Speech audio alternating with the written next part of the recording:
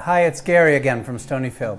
So hands down, the absolutely easiest thing you can possibly do with yogurt is make smoothies. One of my favorite go-to smoothies is a detox ginger kale smoothie. It's incredibly easy to whip up in a blender. I use whole milk probiotic yogurt for that extra boost. It's super easy. Most of these ingredients you can prep in advance, but it's super simple. All you need is a blender and the stuff right here. One ripe banana, freeze it beforehand, that's always wonderful. Literally, pop it right in. I have 2 cups of kale leaves. We went ahead and just chopped those up already. 2 teaspoons of ginger. Now we keep our ginger in the freezer in our house, and just a little trick if you don't know is you do want to peel it, so you can just use a spoon and take the peel right off. But this is about 2 teaspoons of ginger, so about that much that's sticking out there is just fine.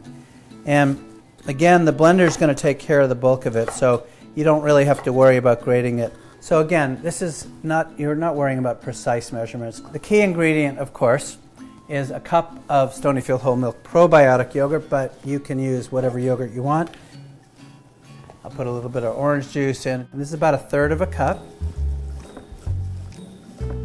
And then chia seeds. Now look, some people don't like the little chew. I happen to like it, but I'll put some chia seeds in. We say about a tablespoon.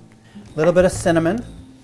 I call it a dash, but I like cinnamon, so you'll see me do 2 dashes. And then 2 tablespoons of raw honey, but any kind of honey will do. It is always a discretionary question as to how much sweetener you want to put in. And then last but not least, some blueberries, again, frozen. Get them year-round frozen. Of course, fresh is always wonderful, but that will do it. So that is about it. Again, you can adjust for taste.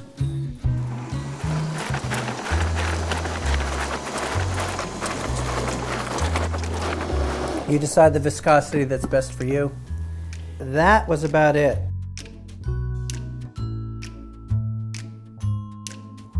It's awesome. The combination of the honey and the blueberries is really good. Cheers.